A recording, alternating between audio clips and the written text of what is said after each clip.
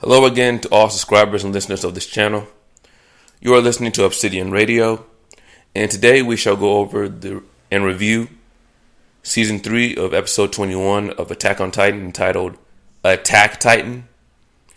And in this episode, we delve deeper into the backstory of Eren's father, Grisha Yeager.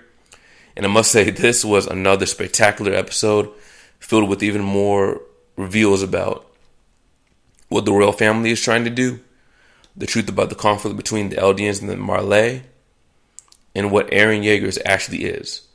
So without any further ado, let's get into this. First thoughts. So here's what I think. This was another one of those cool down episodes that focus on plot development,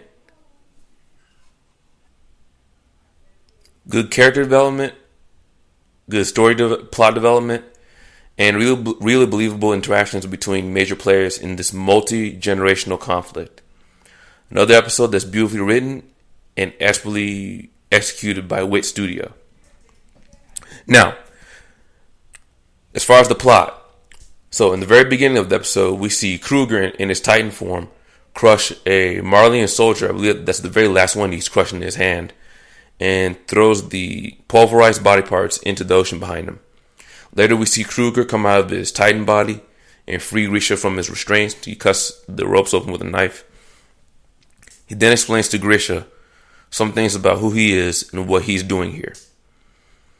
This man that beat Grisha as a child 15 years ago and just now saved Grisha Yeager from certain death as an adult, his name is Eren Kruger. And he tells Grisha that pretty soon Grisha, must inherit his Titan. He explains to Grisha that the Eldians are connected in some invisible way, that this current Titan is called the Attack Titan, the one that Eren Kruger's in control of. The original 9 Titans remain being able to use their Titans for only 13 years. So it's 13 years and then they die, whether they transfer their power to another Eldian or not. Then there's the Founded Titan that is being held by the user who is of royal blood, and that Grisha must go to Paradis Island and steal the Founded Titan from the royal family, so that way the Eldians can restore their rulership and protect themselves from the Marleyan government and any other type of enemy invasions. Eren Kruger also tells Grisha that what he went through as a child was what kind of traumatized him, made him who he is, and that seeing his father and other Eldian restorationist groups get burned alive when they got found out plotting some type of rebellion or coup d'etat against the Marleyan government. This incident that he saw when he was only a child ignited a hatred in Kruger, a hatred and a fire and anger in him that made him hate the Marleyans forever. This was his main motivation for becoming the Owl. He decided that he was going to live his life being a spy, and while dumping hundreds of his own Eldians over the wall, he promised that somehow he would fight to restore power to the Eldian people in some way. In between the flashbacks, we see Eren and Armin in Eren's cell as Eren recounts what he's seeing in the flashback or revision or whatever it is when you call it. He briefly mentions the 13 years that Titan Shifter has before they die, and how their power gets transferred with or without a successor. Which technically is a successor, but in a different way. Basically, if the Titan Shifter can't transfer their power directly to a successor through the normal means of being devoured by a successor in their mindless Titan form, the power goes to a random Eldian baby who's born after they die. We then see Eren saying that his Titan form is called the Attack Titan. Obviously the title of the episode.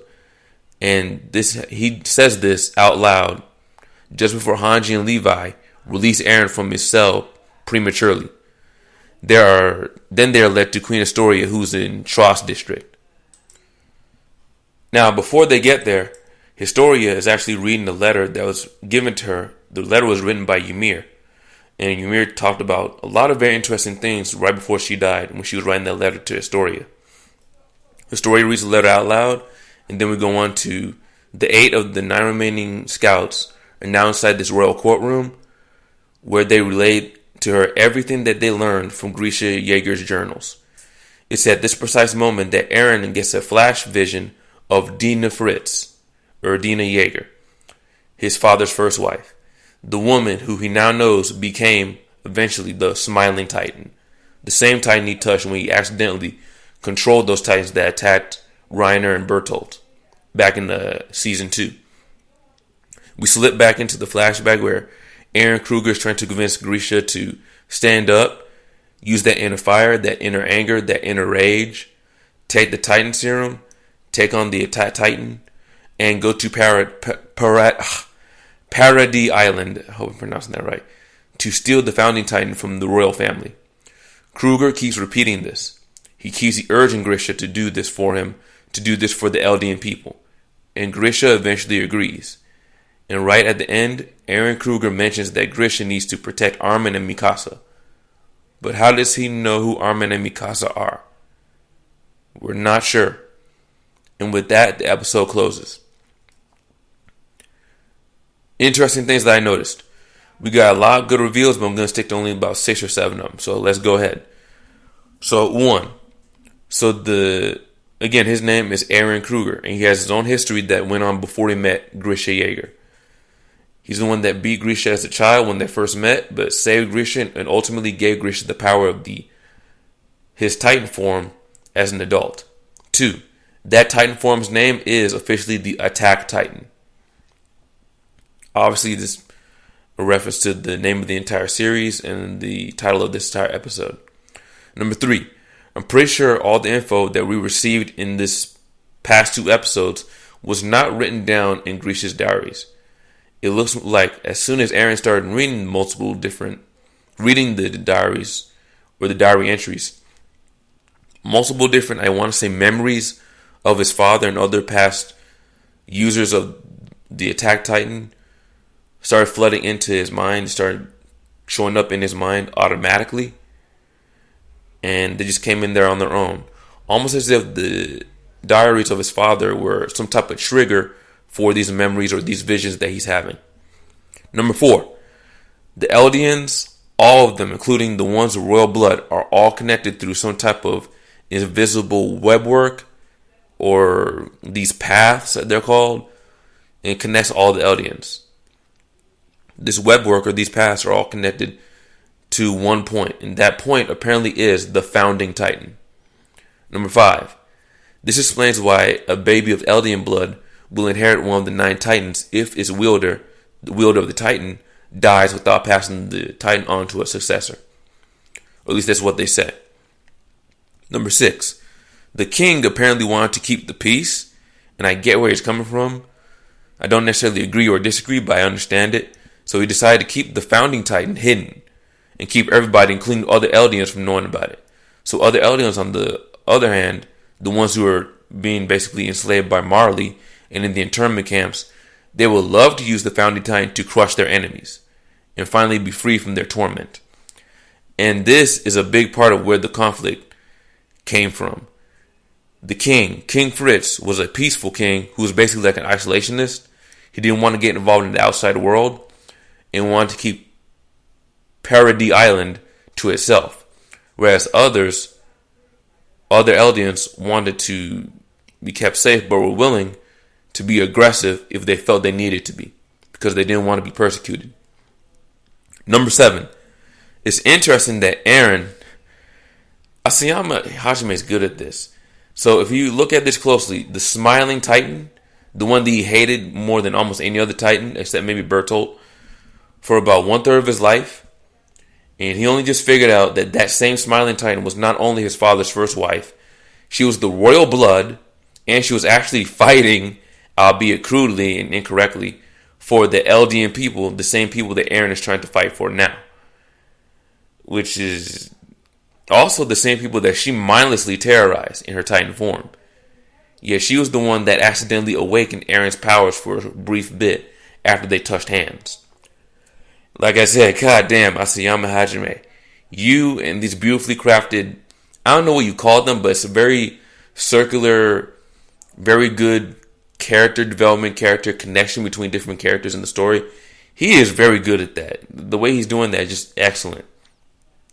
Just more examples of extremely good storytelling. Now, as far as the animation quality, animation was absolutely on point. Also, I noticed that this episode has a lot of very good still shots of Kruger talking with Grisha, as well as very beautiful still shots of the ocean in the background. Very beautiful. Best thing about the episode, the absolute best thing about this episode were all the reveals we got. We found out Kruger's full name, what motivates him to challenge Marley in the first place, the name of Eren's Titan, the multi-layered conflict between the King, the Eldians, and Marley, or Marley. I hope, again, I might be pronouncing these wrong. The powers and abilities of both the Founding Titan and the Attack Titan. To me, overall, a marvelous episode. Marvelous episode. Worst about the episode is there was nothing wrong with this episode. I couldn't really find anything wrong with the episode. Everything was really on point and well done as far as I'm concerned. My favorite scene is the somewhat awkward yet profound moment that Eren realized who the Smiling Titan really was. And he finally realized the particular ability that he accidentally used back then in Season 2 when he punched the hand of the Smiling Titan. But he played it smart. He decided to keep that info to himself because he's not sure what anybody would do with that information if they knew what Historia and her abilities were, what Eren could do, what they could do with the Wall Titans, etc. Very touching, very powerful, and slightly funny scene of this revelation and illusion and this kind of coming around full circle thing that Asayama Hajime does beautifully throughout all the entire series. As far as a 1 to 10 score, this is one of the few times I would honestly give an episode a 10 out of 10. The revelations and the backstory and the connection between all these multiple characters, absolutely amazing. Overall summary. Overall, I absolutely adored this episode. It was a passionate, well-written, character-driven Revelations episode that did a beautiful job of moving the plot along and bringing us deeper into the history of these people. And it brought us deeper into the conflict that they all faced from all sides. I can't say enough times of how much I love this episode and how awesome this episode really was. Another cool down episode that brought a more profound understanding of the world of Attack on Titan. Absolutely magnificent. And that's all for now. Please like, subscribe, share, and donate to support this channel. You all have a nice day. I'm out. Peace.